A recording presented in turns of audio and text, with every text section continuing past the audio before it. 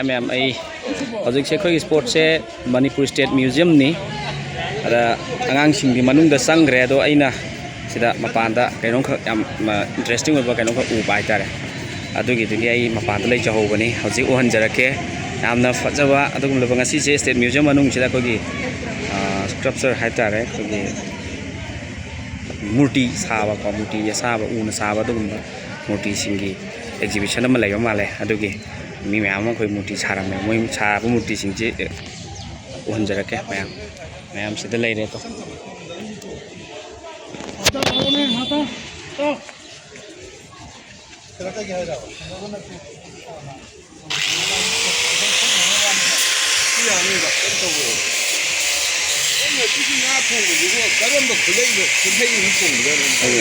लाइ हराउबदा सिनबा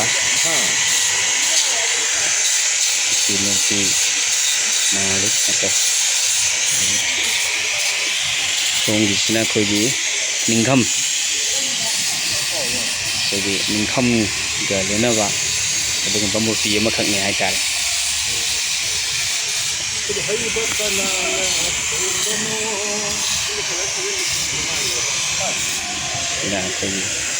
चफूंगी सकमना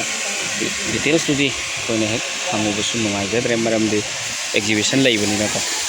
अदुना सिना खोगी खुपीनी तामो सिबु नुमि क्यानिदगी साबा होरइनो मापनदगी oh sida sumla sida मापनदे हौबा ha अरो टाइम पांदगा सिलोसनदिबा oh अभी ओरेन उंगो हुमदगी फंक्शन लय oh exhibition noina tawdoira ngasi se हिना लोन डिस्प्ले तौकनी तेलगा हाबगा oh ए पुंगवाली बे oh siamna am interesting oiba erom ke u phange hai tare nungai ji somda lai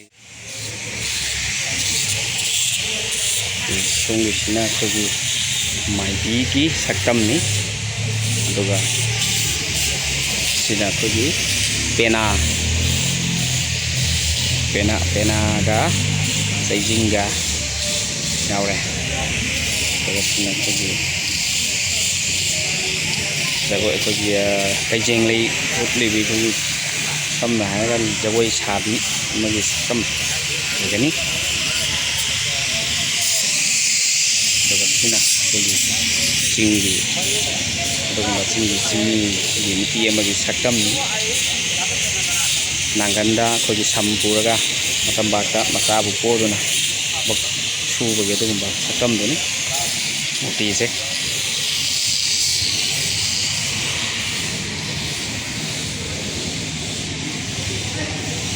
सिना खोगी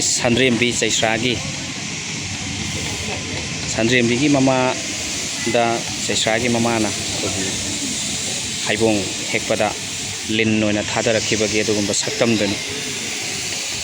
अदुकी मतिक खोइबा कयाना हेकलगा हकलगा सेमलबा अदुगुंबा सक्तमदुनी सोमदा सिना खोगी साबदी लोइद्री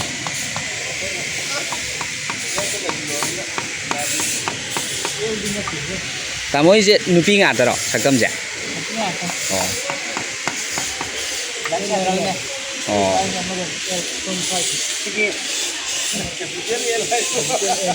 अंगांग ले को होय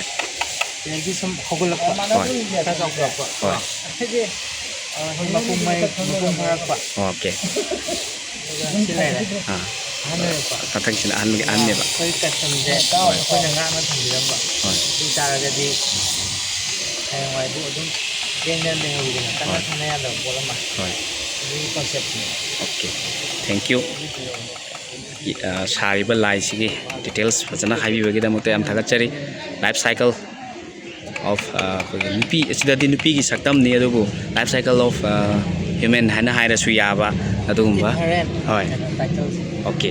टाइटल से नेचुरल हाइना जुवन थोनबिरी बगी मते फजवा अदुगुंबा तुगा तामोगी सिना करी सक्तम ओइदोना हाइबेतन हाइबियो तारेन बुंफाइ बगी पाइपु सिंना लाइटिन खोरमबदा संगद्रबा याद्रबा पोचंग अमा ओइरिबा अदुगुंबा Tairen Pumphai ye saktamdani masi akhoi maitai singi damoktadi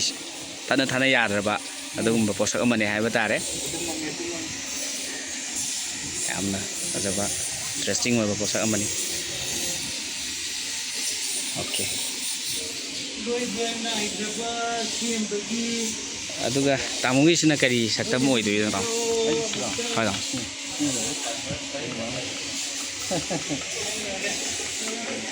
kari ai mai thim chi kari hai doi no si hai pe tak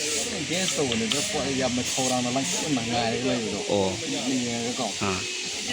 positive le le ko hoi ina ana am ko ko ma ta parak ni store ga ngai o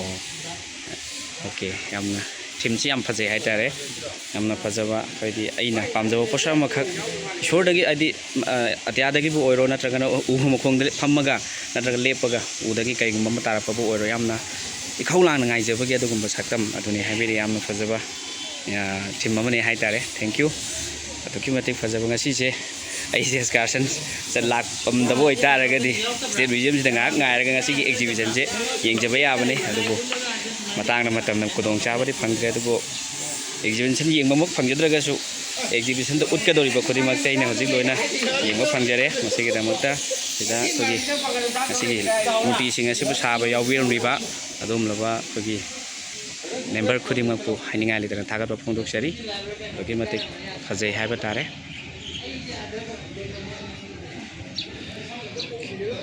ugi makhoni haibado khangji ko noi langanu ko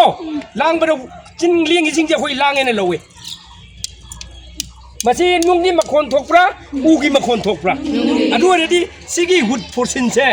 nokhoi gi iskun gi damakta nang akoi gi kenoni haidai nang na mathe thambiro noi jumda pugudo bunate satran pugudo bunate noi gi iskun gi oina ayeng forsin lai du kumai towi kari ne do khangna bani kido tongondai sinarage ko kuba ungdam khusi Thank you. okay hojik kangla gi adugum laba amna khogi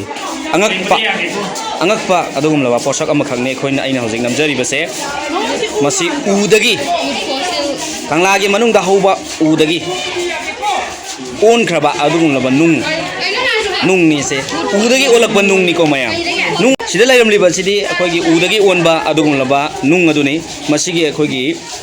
nung se khoina fossil food haina su khangnei ko mayam